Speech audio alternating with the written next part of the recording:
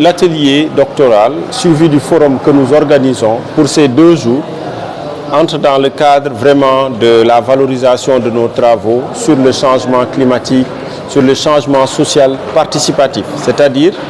comment, à partir des recherches, montrer en fait que le changement social doit aussi tenir en compte les populations qui font un peu l'expérience de ces changements climatiques.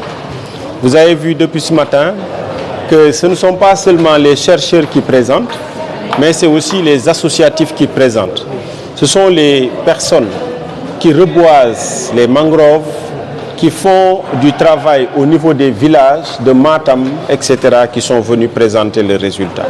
Des personnes qui montrent comment est-ce que le changement climatique affecte leur vie quotidienne. Donc le chercheur ici montre qu'on est là pour accompagner les communautés à mieux comprendre ce qui se passe dans l'environnement, aussi bien en termes de pluie, en termes de chaleur, en termes de conséquences sur la santé également. Donc globalement, c'est ça qu'on est en train de faire en essayant de mettre en place avec des universités étrangères, l'université de Lille, des chercheurs qui sont avec nous comme Abdoulaye Moussa Diallo de l'API-HRC, qui sont ici et qui montrent en fait que le chercheur peut aider le politique à mieux comprendre les dynamiques qui sont en cours et qui sont relatives aux changements auxquels nous assistons, que ce soit des inondations, que ce soit des maladies qui sont nouvelles,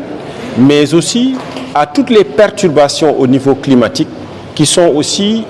des causes de toutes nos maladies, de toutes nos insécurités, que ce soit physiques ou biologiques. Et c'est sur ça que nous sommes en train de discuter en mettant en œuvre une approche participative avec des outils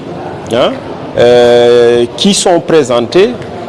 par des spécialistes venus de la France, de la Suisse également, et qui sont venus apporter leur expérience sur comment est-ce que les expériences du passé peuvent nous aider à mieux vivre aujourd'hui. Il ne s'agit pas seulement de faire de la prospective, c'est-à-dire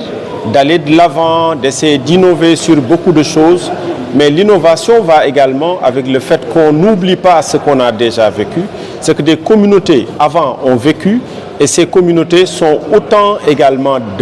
d'inspiration pour les générations présentes. Globalement, c'est ça qu'on essaie de faire à travers ce forum participatif aujourd'hui. À la fin des travaux, nous allons faire des recommandations en direction des politiques, en direction de l'université, en direction d'autres chercheurs qui pourraient aller là-bas et approfondir ce que nous, on a déjà fait. Parce que dans la recherche, ce n'est jamais la fin.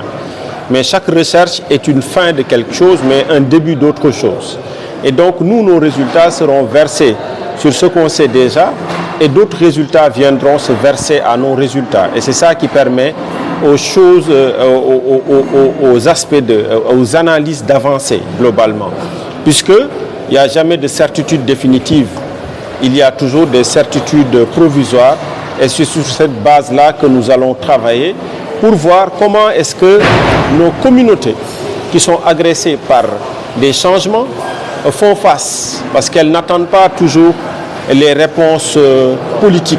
Elles essaient d'innover à leur niveau, elles essaient de mettre en place des solutions locales innovantes, et ces solutions, ce serait bien de les faire connaître par nos décideurs afin qu'on puisse s'approprier de ces changements-là et faire quelque chose de totalement viable.